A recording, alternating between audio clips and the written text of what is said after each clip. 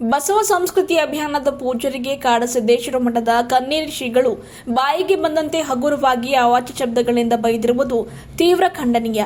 ಸರ್ಕಾರ ಕೂಡಲೇ ಅವರ ಮೇಲೆ ಸ್ವಯಂ ಪ್ರೇರಿತವಾಗಿ ಕೇಸ್ ದಾಖಲಿಸಿಕೊಂಡು ಬಂಧಿಸಬೇಕು ಎಂದು ಜಾಗತಿಕ ಲಿಂಗಾಯತ ಮಹಾಸಭೆಯ ರಾಜ್ಯ ಕಾರ್ಯದರ್ಶಿ ಕಿರಣ್ ಖಂಡ್ರೆ ಆಗ್ರಹ ಮಾಡಿದ್ದಾರೆ. ಈ ಕುರಿತು ಪತ್ರಿಕಾ ಭವನದಲ್ಲಿ ಕರೆದ ಸುದ್ದಿಗೋಷ್ಠಿ ಉದ್ದೇಶಿಸಿ ಮಾತನಾಡಿದ ಅವರು, ಬಸವ ಸಂಸ್ಕೃತಿ ಅಭಿಯಾನ ಇದು ಮುಖ್ಯಮಂತ್ರಿಗಳ ಕೃಪಾ ಪೋಷಿತ ಕಾರ್ಯಕ್ರಮ ಎಂಬುದಾಗಿ, ಬಸವ ಸಂಸ್ಕೃತಿ ಅಭಿಯಾನದ ಪೂಜಾರಿಗೆ ಮೆಟ್ಟಿನಿಂದ ಹೊಡೆಯಬೇಕು ಎಂದು ಹೇಳಿದ ಹೇಳಿಕೆ ಕೆಟ್ಟ ಭಾಷೆಗಳನ್ನು ಬಳಸಿರುವ ಕನ್ನೇರಿ ಶ್ರೀಗಳಿಗೆ ಸರ್ಕಾರ ಕೂಡಲೇ ಬಂಧಿಸಬೇಕು. ನಮ್ಮದು ಸಿಎಂ ಕೃಪಾ ಪೋಷಿತ ಅಭಿಯಾನ ಅಲ್ಲ, ಅದು ವಿಶ್ವಗುರು ಬಸವೇಶ್ವರರ ಕೃಪಾ ಪೋಷಿತ, ಲಿಂಗಾನಂದ ಸ್ವಾಮಿಗಳ ಮತ್ತು ಮಾತೆ ಮಹಾದೇವಿಯರ ಕೃಪಾ ಪೋಷಿತ ಅಭಿಯಾನವಾಗಿದೆ ಎಂದು ಕಿರಣ್ ಖಂಡ್ರೆ ಘಂಟಾಘೋಷವಾಗಿ ತಿಳಿಸಿದರು. ಮುಂದುವರೆದು ಮಾತನಾಡಿದ ಕಿರಣ್ ಖಂಡ್ರೆ ಅವರು, ಸ್ವತಃ ನಮ್ಮ ಹಣ ಖರ್ಚು ಅಭಿಯಾನದಲ್ಲಿ ಪಾಲ್ಗೊಂಡಿದ್ದೇವೆ. ಪೂಜ್ಯ ಗದುಗಿನ ಶ್ರೀಗಳು, ಭಾಲ್ಕಿ ಶ್ರೀಗಳು ಸೇರಿದಂತೆ ಹಲವಾರು ಬಸವ ಭಕ್ತರು, ಪೂಜ್ಯರು ದೇಣಿಗೆ ನೀಡಿದ್ದಾರೆ. ಇದರಲ್ಲಿ ಯಾವುದೇ ರಾಜಕಾರಣಿಗಳ ಹಣ ನಾವು ಬಳಸಿಕೊಂಡಿಲ್ಲ. ಸರ್ಕಾರವು ನಮಗೆ ಸಹಾಯ ಮಾಡಿಲ್ಲ. ಕಾರ್ಯಕ್ರಮದ ಬಗ್ಗೆ ಲೆಕ್ಕ ಕೇಳುವ ನಿಮಗೆ ಯಾವ ನೈತಿಕ ಹಕ್ಕಿದೆ ಎಂದು ಪ್ರಶ್ನೆ ಮಾಡಿದರು. ವಿದೇಶಿ ಧರ್ಮಗಳಿಗೆ ನಮ್ಮ ದೇಶದಲ್ಲಿ ಮಾನ್ಯತೆ ಸಿಗುತ್ತದೆ. ಬೌದ್ಧ, ಜೈನ, ಕ್ರೈಸ್ತ, ಇಸ್ಲಾಂ ಮತ್ತು ಸಿಖ್ ಧರ್ಮಗಳು ಸ್ವತಂತ್ರ ಧರ್ಮದ ಮಾನ್ಯತೆ ಪಡೆದುಕೊಂಡಿವೆ. ಆದರೆ ಭಾರತದ ನೆಲದಲ್ಲಿಯೇ ಹುಟ್ಟಿಕೊಂಡ ಸ್ವತಂತ್ರ ಲಿಂಗಾಯತ ಧರ್ಮಕ್ಕೆ ಇದುವರೆಗೂ ಮಾನ್ಯತೆ ಸಿಕ್ಕಿಲ್ಲ. ಅದಕ್ಕೆ ಮಾನ್ಯತೆ ಬೇಡವಾ ಎಂದು ಪ್ರಶ್ನಿಸಿದರು. ಇದೇ ರೀತಿ ಕನ್ನೇರಿ ಶ್ರೀಗಳು ಹಗುರವಾಗಿ ಮಾತನಾಡ್ತಾ ಇದ್ರೆ ಎಲ್ಲಾ ಕಡೆ ಅವರ ಮೇಲೆ ಕೇಸ್ ದಾಖಲಿಸ್ತೇವೆ. ರಕ್ತ ಹರಿದರೂ ಚಿಂತೆ ಇಲ್ಲ. ಧರ್ಮಕ್ಕಾಗಿ ಹಾಗೂ ದೇಶಕ್ಕಾಗಿ ನಿರಂತರವಾಗಿ ಹೋರಾಟ ಮಾಡ್ತೇವೆ. ಕನ್ನೇರಿ ಶ್ರೀಗಳಿಗೆ ದೇವರು ಸದ್ಬುದ್ಧಿ ಕರುಣಿಸಲಿ ಎಂದು ಈ ಮೂಲಕ ತಿಳಿಸಿದರು. ಒಂದು ವೇಳೆ ಕನ್ನೇರಿ ಶ್ರೀಗಳು ಬುದ್ಧಿ ಕಲಿತಿಲ್ಲ ಅಂದ್ರೆ ಹೋದ ಕಡೆಗಳಲ್ಲಿ ಯಾವುದೇ ಕಾರ್ಯಕ್ರಮ ಇದ್ರೂ ಕೂಡ ನಮ್ಮ ಮಠಾಧೀಶರಿಗೆ, ಪೂಜ್ಯರಿಗೆ ಅವಮಾನಿಸಿದರೆ, ಅವಹೇಳನಕಾರಿ ಹೇಳಿಕೆ ನೀಡಿದರೆ ನಾವುಗಳು ಸಹಿಸುವುದಿಲ್ಲ. ಇದೇ ರೀತಿ ಮುಂದುವರೆದರೆ ಮುಂಬರುವ ದಿನಗಳಲ್ಲಿ ಅವರ ಮಠದ ಮುಂಭಾಗದಲ್ಲಿಯೇ ನಾವು ಉಗ್ರ ಪ್ರತಿಭಟನೆ ಮಾಡ್ತೇವೆ ಎಂದು ಈ ಮೂಲಕ ಎಚ್ಚರಿಕೆ ನೀಡಿದರು. ಈ ಪತ್ರಿಕಾಗೋಷ್ಠಿಯಲ್ಲಿ ನ್ಯಾಯವಾದಿಗಳಾದ ಶ್ರೀಕಾಂತ್ ಬೋರಾಳಿ ಅವರು ಕೂಡ ಮಾತನಾಡಿದರು. ಈ ವೇಳೆ ಬಸವ ಧರ್ಮ ಕೇಂದ್ರದ ಅಧ್ಯಕ್ಷ ಓಂ ಪ್ರಕಾಶ್ ರೊಟ್ಟಿ ಉಪಸ್ಥಿತರಿದ್ದರು. ಇವತ್ತು ಮೊನ್ನೆ ಇತ್ತೀಚೆಗೆ ನಡೆದಂಥ ಬೆಂಗಳೂರಲ್ಲಿ ವಿಶ್ವಗುರು ಸಂಸ್ಕೃತಿಯ ನಾಯಕ ಬಸವಣ್ಣವರ ಒಂದು ಸಮಾರೋಪ ಸಮಾರಂಭ ಕಾರ್ಯಕ್ರಮವನ್ನು ನಡೆಯಿತು. ಇಡೀ ಕರ್ನಾಟಕಕ್ಕೆ ಗೊತ್ತು, ಇಡೀ ದೇಶಕ್ಕೆ ಗೊತ್ತಿದಂಥ ವಿಷಯ ಆಗಿದೆ. ಅದು ಆ ಸಮಾವೇಶವನ್ನು ನೋಡಿ ಸ್ವಲ್ಪ ಬೇಡಾಗಿದ್ದಂಥ ಜನ ಸಹಜಿಕಾಗಿ ಎಲ್ಲ ಕಡೆ ಇರ್ತೈತೆ. ಅದು ಎಲ್ಲ ಸ್ವಾಮಿಗಳಲ್ಲೂ ಇರ್ತದೆ, ನಮ್ಮಲ್ಲಿ ಮನೆಯಲ್ಲೂ ಇರ್ತದೆ, ಎಲ್ಲ ಕಡೆ ಇರೋದೇ ಅದು ಸಹಜಿಗಾಗಿ. ಅದನ್ನು ಕಂಡು ಕಾಡ ಸಿದ್ದೇಶ್ವರ ಮಠದ ಪೀಠದ ಸ್ವಾಮಿಗಳಾದಂಥ ಕೆನ್ನೇರಿ ಸ್ವಾಮಿಗಳು ನಮ್ಮ ಲಿಂಗಾಯತ ಮಠಾಧೀಶರರ ಬಗೆಗೆ ಹಗುರವಾಗಿ ಮಾತನಾಡಿದ್ದಾರೆ. ಅದು ಏನು ಮಾತಾಡಿದ್ದಾರೆ ಅನ್ನೋದು ಇಡೀ ಮಾಧ್ಯಮ ಮುಖಾಂತರ ತಮಗೂ ಗೊತ್ತು. ಆ ಭಾಷೆಯನ್ನು ನಾನು ಬಳಸಬಾರ್ದು, ಆದರೂ ಕ್ಷಮೆಯನ್ನು ಕೇಳಿ ಆ ಭಾಷೆಯನ್ನು ಅನಿವಾರ್ಯವಾಗಿ ಬಳಸಂಥ ಪ್ರಸಂಗ ನಿರ್ಮಾಣ ಮಾಡಿದ್ದಾರೆ ಅವರು. ಈ ಬೋಳೆ ಮಕ್ಕಳಿಗೆ ನಾನೇ ಕೇಳಬೇಕು, ಮೆಟ್ಟಚ್ಚಿ ನಾನೇ ಹೊಡಿಬೇಕಂತ ಹೇಳ್ತಾರೆ. ನೀ ಯಾರಪ್ಪ ನಮ್ಮ ಮೆಟ್ಟಚ್ಚಿ ಹೊಡೆಯವ? ನೀನು ಯಾರು? ಮೊಟ್ಟ ಮೊದಲು ನಿನಗೆ ನಮಗೆ ಏನು ಸಂಬಂಧ? ಭಾರತ ದೇಶದಲ್ಲಿ ಅನೇಕ ಧರ್ಮಗಳು ಹುಟ್ಟಿವೆ. ಈ ದೇಶದಲ್ಲಿ ಅನೇಕತೆಯಲ್ಲಿ ಏಕತೆ ಇದೆ ನಮ್ಮಲ್ಲಿ.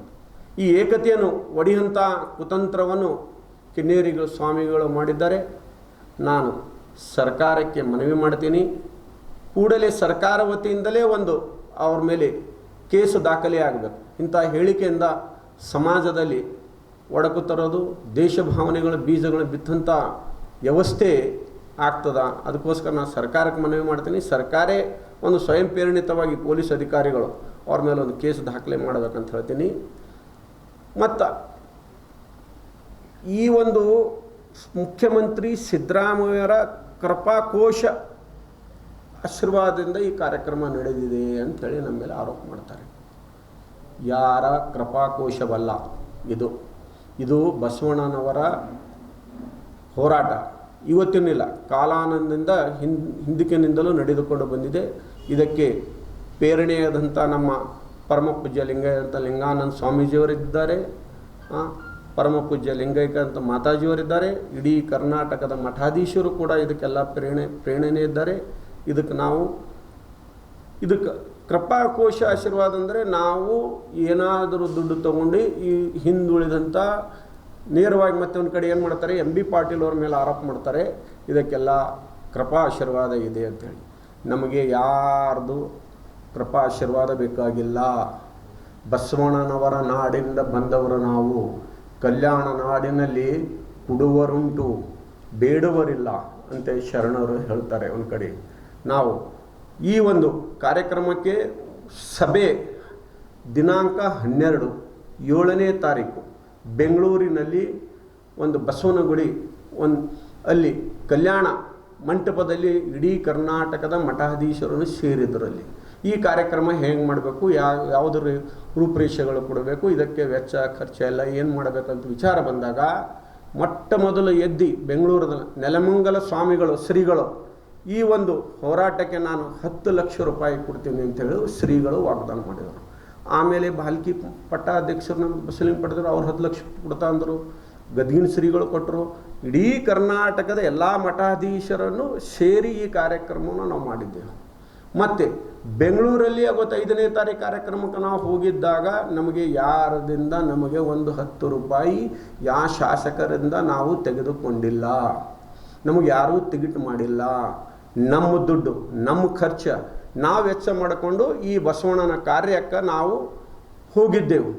ಬಸವಣ್ಣನ ಕಾರ್ಯ ಎಲ್ಲಿರ್ತು ಸುಡುಗಾಡದಲ್ಲಿದ್ದರೂ ಭೀ ಕೂಡ ಸುಡುಗಾಡಕ್ಕೆ ಹೋಗ್ತೇವೆ ನಾವು ಅಲ್ಲಿ. ಯಾಕಂದ್ರೆ ಬಸವಣ್ಣನ ಕಾರ್ಯ ಅದಕ್ಕೆ ನಮ್ಮ ದುಡ್ಡು ಖರ್ಚು ಮಾಡ್ಕೊಂಡು ನಾವು ಹೋಗ್ತೇವೆ. ಇದಕ್ಕೆ ನೇರವಾಗಿ ಅವ್ರ ಮೇಲೆ ಎಂ ಬಿ ಪಾಟೀಲ್ ಅವ್ರ ಮೇಲೆ ಆರೋಪ ಮಾಡೋದು ಇದು ತಳವಾಗಿ ನಾನು ಖಂಡಿಸ್ತೀನಿ. ನಮಗೆ ನೀವು ಬರ್ರಪ್ಪ, ಎಂ ಬಿ ಪಾಟೀಲ್ ಅವ್ರು ಇವತ್ತು ಮಾಡ್ತಾ ಇದ್ದಾರೆ ಅಂದ್ರೆ ಅವ್ರು ಬಸವಣ್ಣವ್ರ ಬಗ್ಗೆ ಅಪಾರ ಭಕ್ತಿ ಇದೆ, ಗೌರವ ಅದ. ಅವ್ರ ಬಗ್ಗೆ ನಮಗೆ ಗೌರವ ಅದ. ಯಾರು ಬಸವಣ್ಣ ಕಾರ್ಯಕ್ಕಾಗಿ ಬರ್ತಾರೆ ಅವ್ರು ಭೀ ನಾವು ಗೌರವ ಕೊಡ್ತೇವೆ. ನೀವು ಬರೀ ನಿಮಗೂ ಗೌರವ ಕೊಡ್ತೇವೆ ನಾವು. ಅದಕ್ಕೆ ನಾವು ತೀವ್ರವಾಗಿ ಖಂಡಿಸ್ತೇನೆ. ನಾನು ಏನು ಹೇಳ್ತಾರೆ, ಈ ಕ್ರೈಸ್ತ ಧರ್ಮದವ್ರಿಗೆ ಇಸ್ಲಾಂ ಧರ್ಮದವ್ರಿಗೆ ಇವೆಲ್ಲ ದೇಶದಲ್ಲಿ ಬೀಜ ಬಿತ್ತಂಥ ಕುತಂತ್ರ ನಡೀತಾ ಇದೆ. ಇಲ್ಲಿ ಮತ್ತೆ ದೇಶದಲ್ಲಿ ದಂಗೆ ಹೇಳಂಥ ಪ್ರಸಂಗ ಈ ಸ್ವಾಮಿಗಳಿಂದ ನಿರ್ಮಾಣ ಆಗ್ತದ. ನಾವು ಈ ದೇಶದಲ್ಲಿ ಯಾಕೆ ಪ್ರತಿಯೊಬ್ಬರಿಗೆ ಸ್ವಾತಂತ್ರ್ಯ ಇಲ್ವಾ? ನಮ್ಮ ಭಾರತ ದೇಶದಲ್ಲಿ ಬಾಬಾ ಸಾಹೇಬ್ ಅಂಬೇಡ್ಕರ್ ಸಂವಿಧಾನಾತ್ಮಕವಾಗಿ ಮಾತನಾಡಲು ಹಕ್ಕು ಕೊಟ್ಟಿದ್ದಾರೆ ನಮಗೆ. ಆ ಹಕ್ಕಿನ ಅಡಿಯಲ್ಲಿ ನಾವು ಮಾತಾಡ್ತಾ ಇದ್ದೇವೆ. ನಾವು ಅಷ್ಟು ನೀವು ಹೇಳ್ತಾ ಇದ್ದರೆ ನಾನು ಇವತ್ತು ಮಾಧ್ಯಮ ಮುಖಾಂತರ ಇವತ್ತು ನಮ್ಮ ವಿರೋಧಿಗಳಂತವ್ರಿಗೆ ನಾನು ಪ್ರಶ್ನೆ ಮಾಡ್ತೀನಿ. ನಾನು ಈ ದೇಶದಲ್ಲಿ ಹುಟ್ಟಂಥ ಬೌದ್ಧ ಧರ್ಮ ಹುಡ್ತು. ಬೌದ್ಧ ಧರ್ಮಕ್ಕೆ ನಮ್ಮ ದೇಶದಲ್ಲಿ ನೆಲೆ ಸಿಕ್ಕಿಲ್ಲ. ಇವತ್ತು ಹೊರದೇಶಕ್ಕೆ ಹೋಗಿ ಇವತ್ತು ಬೌದ್ಧ ಧರ್ಮ ವಿಶಾಲ ಧರ್ಮವಾಗಿ ಬೆಳೆದಿದೆ. ಶ್ರೀಲಂಕಾದಲ್ಲಿ ಬೆಳೆದಿದೆ, ಚೀನಾದಲ್ಲಿ ಬೌದ್ಧ ಧರ್ಮ ಇದೆ. ಇವತ್ತು ಈ ದೇಶದಲ್ಲಿ ಹುಟ್ಟಂಥ ಧರ್ಮಗಳು ಜೈನ ಧರ್ಮ ಸ್ವತಂತ್ರ ಧರ್ಮ ಆಯಿತು, ಬೌದ್ಧ ಧರ್ಮ ಸ್ವತಂತ್ರ ಧರ್ಮ ಆಯಿತು, ಇಸಾಯಿ ಸ್ವತಂತ್ರ ಧರ್ಮ ಆಯಿತು, ಸಿಖ್ ಸ್ವತಂತ್ರ ಧರ್ಮ ಆಯಿತು, ಜೈನ ಸ್ವತಂತ್ರ ಧರ್ಮ ಆಯಿತು. ಈ ದೇಶದಲ್ಲಿ ಹುಟ್ಟಂಥ ಧರ್ಮಗಳಿಗೆ ಸ್ವತಂತ್ರ ಧರ್ಮವನ್ನು ಮಾನ್ಯತೆ ಸಿಕ್ಕಿದೆ. ಹೊರ ದೇಶದಿಂದ ಬಂದಂಥ ಇಸ್ಲಾಂ ಧರ್ಮಕ್ಕೆ ಮಾನ್ಯತೆ ಕೊಟ್ಟಂಥ ದೇಶ ನಮ್ಮ ಭಾರತ ದೇಶ. ಇಸ್ಲಾಂ ಧರ್ಮಕ್ಕೆ ಹೊರ ದೇಶದಿಂದ ಬಂದಂಥ ಧರ್ಮ ಅದು. ಕ್ರೈಸ್ತ ಧರ್ಮ ಹೊರದಿಂದ ಬಂದಂಥ ದೇಶ, ಅದಕ್ಕೂ ಕೂಡ ಮಾನ್ಯತೆ ಕೊಟ್ಟಂಥ ದೇಶ. ಅದು ಕಡೆನೇ ಒಂದು ಕಡೆ ಹೇಳ್ತಾರೆ ಅನೇಕದಲ್ಲಿ ಏಕತೆ ಭಾವನೆ ಉಳ್ಳಂಥ ನಮ್ಮ ಭಾರತ ದೇಶದಲ್ಲಿ ಎಲ್ಲ ಜಾತಿಯ ಧರ್ಮದ ವರ್ಗದ ಜನರು ವಾಸಿಸುವಂಥ ಈ ದೇಶ ಆಗಿದೆ. ಈ ದೇಶದಲ್ಲಿ ಪ್ರತಿಯೊಬ್ಬನಿಗೆ ಸ್ವಾತಂತ್ರ್ಯವಿದೆ. ಏನು ಕಾಡು ಸಿದ್ದೇಶ್ವರು ಹೇಳ್ತಾರೆ ಒಕ್ಕಲ್ತನ ಈ ರೀತಿ ಮಾಡ್ತಾರೆ, ನಮ್ಮಲ್ಲಿ ಆ ರೀತಿ ಮಾಡ್ತಾರೆ ಅಂತ. ಏನ್ರಿ ಶ್ರೀಗಳೇ, ನಮ್ಮ ಬೀದರ್ ನಾಡಿಗೆ ನಮ್ಮ ತಾಯಂದ್ರೆ ಒಕ್ಕಲ್ತನ ಮಾಡ್ತಾರೆ. ನಮ್ಮ ತಾಯಂದ್ರೆ ಒಕ್ಕಲ್ತನ ಕಲಿಸ್ತಾರೆ. ನಿಮಗೆ ಒಕ್ಕಲ್ತನ ಹ್ಯಾಂಗೆ ಮಾಡಬೇಕು, ಬೆಳೆ ಹ್ಯಾಂಗೆ ತೆಗಿಬೇಕು, ಕಸ ಹ್ಯಾಂಗೆ ಗುಡಿಸ್ಬೇಕು, ಸದಿ ಹ್ಯಾಂಗೆ ಮಾಡಬೇಕು, ಯಾವ ಸಮಯದಾಗ ಯಾವ ಬೀಜ ಹಾಕಬೇಕು, ಯಾವುದು ಬೀಜ ಬಿತ್ತರೆ ಬೆಳೆ ಆಗ್ತದ, ಮಳೆ ಆಗ್ತದ, ಯಾವ ಸಮಯದಾಗ ಮಳೆ ಬೀಳ್ತದ. ನಮ್ಮ ನಾಡಿನ ಒಂದು ಹೆಣ್ಣು ಮಗಳು ನಿಮ್ಗೆ ಕಲಿಸ್ಕೊಡ್ತಾಳೆ. ಇವತ್ತು ನೀವು ನಮಗೆ ಕಲಿಸ್ಲಕ್ಕೆ ಕೊಟ್ಟಿರ. ನಿಮ್ಮದು ಏನೇ ಇರಲಿ ನಿಂಬಲ್ಲಿ ಇವತ್ತು ನೀವು ನಮಗೆ ಲೆಕ್ಕ ಕೊಡ್ರಿ ಅಂತ ನೀವ್ಯಾರು ಲೆಕ್ಕ ಕೊಡೋರಿ? ನಮಗೆ ಲೆಕ್ಕ ಕೇಳೋರು? ನಿಮ್ಮ ಲೆಕ್ಕ ನಾವು ಕೇಳ್ತಾ ಇದ್ದೇವೆ. ಅದಕ್ಕೆ ಆದಂಥ ಒಂದು ಸಂಸ್ಥೆ ಇದೆ. ಆ ಸಂಸ್ಥೆ ಪ್ರಕಾರ, ಕಾನೂನು ಪ್ರಕಾರ ಪ್ರತಿಯೊಂದು ಮಠಾಧೀಶರು ಇವತ್ತು ಇಡೀ ಕರ್ನಾಟಕದಲ್ಲಿ ವಿದ್ಯಾದಾಸೋಗ, ಅನ್ನದಾಸೋಗ, ಶಿಕ್ಷಣ ದಾಸೋಗ ಕೊಡುವಂಥ ಮಠಗಳು ನಮ್ಮ ಲಿಂಗಾಯತ ಮಠಗಳಿವೆ. ಇವತ್ತು ನೀವೇನು ಮಾಡ್ತಾಯಿದ್ರಿ ಅದು ನಿಮಗೆ ಬಿಟ್ಟ ವಿಷಯ. ನಾವು ನಿಮ್ಮ ನಿಮ್ಮ ನಿಮ್ಮ ನಿಮ್ಮ ಪರ್ಸ್ನಲ್ ವಿಷಯಕ್ಕೆ ನಾವು ಕೇಳೋದು ಬೇಡ. ನಮ್ಮ ಪರ್ಸ್ನಲ್ ವಿಷಯಕ್ಕೆ ನೀವು ಬಂದ್ರಿ, ನಮ್ಮ ಮಠಾಧೀಶರ ಮೇಲೆ ನೀವು ಈ ರೀತಿ ಭಾಷೆ ಉಪಯೋಗ ಮಾಡ್ತೀರಿ ಅಂದ್ರೆ ನಾವು ನಂಬಲ್ಲಿ ಗಣಾಚಾರ್ಯ ತತ್ವ ಇದೆ. ನಂಬಲ್ಲಿ ಶರಣರು, ಮಡಿವಾಳ ಮಾಚಿದೇವರು, ಅಂಬಿಗರ ಚೌಡಯ್ಯನವರು ಒಂದು ಸರ್ವಜ್ಞ ಒಂದು ವಚನ ಹೇಳ್ತಾನೆ, ಬಸವಣ್ಣನನ್ನು ಬಲ್ಲವರ್ಯಾರಿಲ್ಲ, ಲಿಂಗಾಯತ ಧರ್ಮಕ್ಕೆ ಕರ್ತಕನೇ ಬಸವಣ್ಣ, ಹುಸಿಯನ ಮಾತನಾಡಿ ಕೆಡದಿರಿ. ಬಸವಣ್ಣ 12ನೇ ಶತಮಾನದಲ್ಲಿ ಸರ್ವಜ್ಞನು ಹೇಳ್ದಾನೆ ಇದು ಮಾತು. ಆಮೇಲೆ 12ನೇ ನಂತರ ಸರ್ವಜ್ಞ ಬರ್ತಾರೆ. ಹುಸಿಯನ ಮಾತನಾಡಿ ಕೆಡದಿರಿ, ಲಿಂಗಾಯತ ಕರ್ತಕನೇ ಬಸವಣ್ಣ. ಇದಕ್ಕೆಲ್ಲಕ್ಕೂ ಬಸವಣ್ಣನೇ ಕಾರಣಕರ್ತಕನ್ನೋದು ನಾವು ತೀವ್ರವಾಗಿ ಖಂಡಿಸ್ತೇವೆ.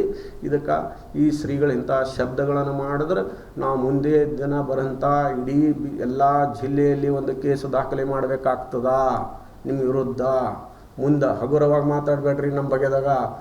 ನಾವೇ ನಿಮ್ಮ ಮಟ್ಟಕ್ಕೆ ಬಂದು ನಾವು ಕೇಳ್ತೇವೆ. ನಮ್ಮ ಗುರುಗಳಿಗೆ ಮೆಟ್ಟ ಚುಡಿತಂದು ನೀ ಎಲ್ಲಿ ನಾನು ನೀನು ಅಂತಂದ್ರೆ ನಂಬಲ್ಲಿ ಭೀ ಈಗ ನಾವು ಕ್ಷಮೆ ಇರಲಿ. ನಂಬಲ್ಲಿ ಭೀ ನಮ್ಮ ಕಡೆ ಈ ಭಾಷೆದಾಗ ಏನಂತಾರೆ, ನಂಬಲ್ಲಿ ಚಪ್ಪಲಿವ ಅಂತಾರೆ. ನಂಬಲ್ಲಿ ಭಾಷೆದಾಗ ಕ್ಷಮೆ ಇರಲಿ, ನಾನು ಕ್ಷಮೆ ಕೇಳಿ ಅಂತ ಈ ಭಾಷೆನ ಬಳಸಂಥ ಪರಿಸ್ಥಿತಿ ಬರ್ತಾ ಇದೆ. ಕ್ಷಮೆ ಇರಲಿ ಅಂತ ಹೇಳ್ತಾ ಇದ್ದೀನಿ ನಾನು. ಕಾನೂನಿಗೆ ಕ್ಷಮೆ ಕೇಳಿ ಭಾಷೆಯನ್ನು ಬಳಸ್ತಾ ಇದ್ದೀನಿ ನಾನು. ಅದಕ್ಕೋಸ್ಕರ ಇಂಥ ಶಬ್ದಗಳನ್ನು ಮಾತಾಡಬಾರ್ದು. ನಾವು ತೀವ್ರವಾಗಿ ಖಂಡಿಸ್ತೇವೆ. ನೀವು ನಮ್ಮದು ಏನಿದೆ ನಮ್ಮ ಹೋರಾಟ, ನಮ್ಮ ಸಿದ್ಧಾಂತ, ನೀವೇನು ಮಾಡ್ರಿ ನಮ್ಮ ಹೋರಾಟ ನಿಲ್ಲುವುದಿಲ್ಲ. ಯಾರು ಇತಿಹಾಸ ಬಲ್ಲವರಿರ್ತಾರೆ ಅವರೇ ಇತಿಹಾಸ ನಿರ್ಮಾಣ ಆಗ್ತಾ ಇದೆ. ಈ ಅಧರ್ಮ ಯುದ್ಧದಲ್ಲಿ ನಡೆಯುತ್ತದೇ ಇದೆ ಯಾವಾಗಲೂ. ಇದು ನಿಲ್ಲುವುದಲ್ಲ. ಇವತ್ತು ನೀವೇ ಒಂದು ಉದಾಹರಣೆಗಾಗಿ ನೋಡ್ಕೊಳ್ಳಿ. ಅಲ್ಲಿ ನಮ್ಮ ನೆರೆ ಆದಂಥ ತೆಲಂಗಾಣ ಆಗಬೇಕಾದ್ರೆ ಎಷ್ಟು ಜನ ಬಲಿದಾನ ಕೊಟ್ಟಿಲ್ಲ. ಕೊಟ್ಟ ಮೇಲೆ ಒಂದು ತೆಲಂಗಾಣ ಒಂದು ದೇಶ, ಅದು ಒಂದು ರಾಜ್ಯ ಆಯಿತಾ? ಆ ರೀತಿಯಾಗಿ ಧರ್ಮದಲ್ಲಿ ಯುದ್ಧ ಬಂದಿದಾಗ ನಾವು ಬಲಿದಾನ ಮಾಡಲು ಸಿದ್ಧರಿದ್ದೇವೆ. ರಕ್ತದ ಕ್ರಾಂತಿ ಹರಿದರೆ ಪರವಾಗಿಲ್ಲ. ದೇಶಕ್ಕಾಗಿ, ಧರ್ಮಕ್ಕಾಗಿ ನಾವೆಲ್ಲ ತ್ಯಾಗ ಮಾಡಲು ಸಿದ್ಧರಿದ್ದೇವೆ ಅಂತ ನಾನು ಪತ್ರಿಕಾ ಮುಖಾಂತರ ನಾನು ಹೇಳ್ತೀನಿ. ಅಂಥ ಸಮಯ ಬರಬಾರ್ದು. ನಾವು ನಿಮ್ಮ ಮಟ್ಟಕ್ಕೆ ನಿಮ್ಮ ಬಳಿ ನಾವು ಬಸವ ಭಕ್ತರಿಗೆ ಬಂದು ನಿಮಗೆ ಕೇಳೋಂಥ ಪ್ರಶ್ನೆ ಉದ್ಭವ ಆಗಬಾರ್ದು ಅಂತ ಹೇಳಿ ನಾನು ನಿಮಗೆ ಕೇಳ್ತಾ ಇದ್ದೀನಿ. ಅದಕ್ಕೋಸ್ಕರ ನಾನು ಮಾಧ್ಯಮ ಮುಖಾಂತರಕ್ಕೆ ನಾನು ನಿಮಗೆಲ್ಲರಿಗೂ ಮುಖಾಂತರವಾಗಿ ಈ ಸಾಮಾಜಿಕ ಜಾಲ ಮುಖಾಂತರವಾಗಿ ನಾನು ಕಿನ್ನೇರಿ ಸ್ವಾಮಿಗಳಿಗೆ ನಾನು ಅವರ ಆಡಿದಂಥ ಮಾತುಗಳಿಗೆ ತೀವ್ರವಾಗಿ ನಾನು ಖಂಡಿಸುತ್ತೇನೆ. ಈಗ ನೀವು ಕಾಲಾಗ ಏನು ಹಾಕ್ಕೊಂಡ್ರಿ ನೀವೇ ಹೇಳ್ರಿ. ನೀವೆಲ್ಲ ಮಾಧ್ಯಮದವ್ರು ಏನು ಹಾಕ್ಕೊಂಡ್ರಿ ಕಾಲಾಗ? ಹಾಕ್ಕೊಂಡ್ರೆ ಚಪ್ಪಲಿ? ಎಲ್ಲರ ಬಲೆ ಅವ? ನಿಮ್ಮಲ್ಲಿ ಒಬ್ಬರ ಬಲೆ ಅವ?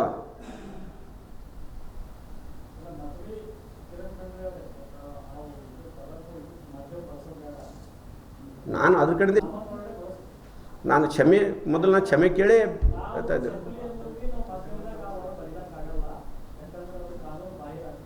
ಮಾಧ್ಯಮದಲ್ಲಿ ನಿಮಗೆ ನಾನು ಕೇಳ್ತಾ ಇದ್ದೀನಿ, ಅವ್ರು ಬಳಸಿದಂಥ ಓಡು ತಾವೇ ಕ್ಲಿಪ್ ಮಾಡಿ ಅದಕ್ಕೆ ಸ್ಟಾಪ್ ಮಾಡಿ ತೋರಿಸಿದ್ರಾ ಇಲ್ಲ?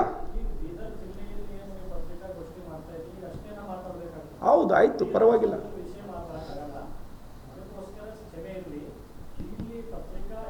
तो बोल रहे हैं ना, बोल दिया ना, अब उसको हम खंडन किए.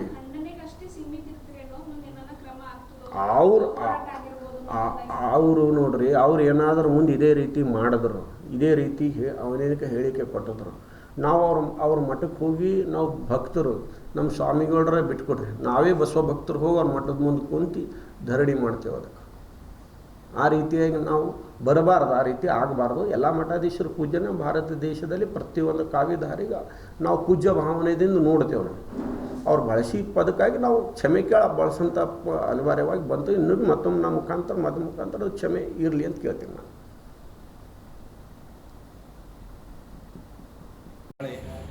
ರಾಷ್ಟ್ರೀಯ ಬಸವಳ ಭಾರತೀಯ ತಾಲೂಕು ಅಧ್ಯಕ್ಷ.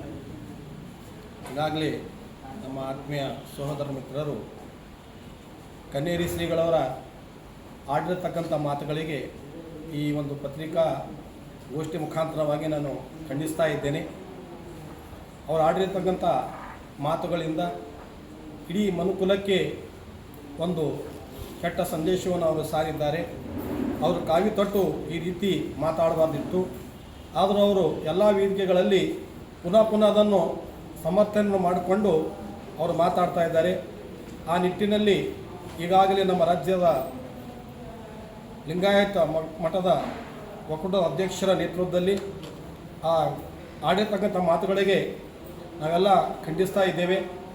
ಈಗಾಗಲೇ ಅನೇಕ ಕಡೆಗಳಲ್ಲಿ ಅವರ ವಿರುದ್ಧ ಪ್ರತಿಭಟನೆ, ಇನ್ನೂ ಸಮಾಜದಲ್ಲಿ ಅನೇಕ ರೀತಿಯ ಹೋರಾಟಗಳು ಆಗ್ತಾ ಇದ್ದು, ಆದರೂ ಸರ್ಕಾರ ಎಚ್ಚೆತ್ತುಕೊಂಡು ಈಗಾಗಲೇ ಅವರಿಗೆ ಅನೇಕ ಕಡೆ ನಿರ್ಬಂಧವನ್ನು ಹೇರಿ ಆದೇಶವನ್ನು ಮಾಡಿದ್ದು ತಾವೆಲ್ಲ ಗಮನಿಸ್ತಾ ಇದ್ದೀರಿ.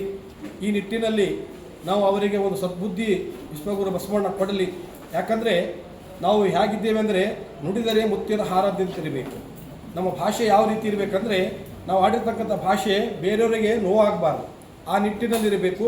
ಒಬ್ಬ ಕಾವಿ ತೊಟ್ಟಿರ್ತಕ್ಕಂಥ ಸ್ವಾಮೀಜಿಗಳು ಈ ರೀತಿ ನಡ್ಕೊಂಡಿದ್ದು ನಮಗೆ ಭಾಳಷ್ಟು ಬಸವ ಭಕ್ತರಿಗೆ, ವಿಶೇಷವಾಗಿ ಎಲ್ಲ ಅಭಿಮಾನಿಗಳಿಗೆ, ಒಂದೇ ಧರ್ಮ ಅಂತ ಹೇಳೋದಿಲ್ಲ, ಎಲ್ಲ ಬಸವಾಭಿಮಾನಿಗಳಿಗೆ ಭಾಳಷ್ಟು ನೋವನ್ನು ಉಂಟಾಗಿದೆ.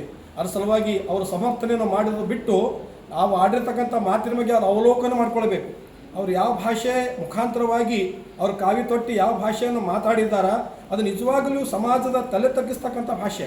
ನಾವೆಲ್ಲರೂ ಅದನ್ನು ನೋಡಿದಾಗ ನಾವು ಸುಮ್ಮನೆ ಕೂತ್ಕೊಳ್ಳಿಕ್ಕೆ ಆಗೋದಿಲ್ಲ. ಅಂಥ ಒಂದು ಕೆಟ್ಟ ಭಾಷೆ ಅವ್ರ ವಾಣಿಯಿಂದ ಬರಬಾರ್ದು. ಅವರ ಆಡಿರ್ತಕ್ಕಂಥ ಭಾಷೆನೇ ಅವರ ಏನು ಅಂತಕ್ಕಂಥದ್ದು ತೋರಿಸ್ಕೊಡ್ತಾ ಇದೆ.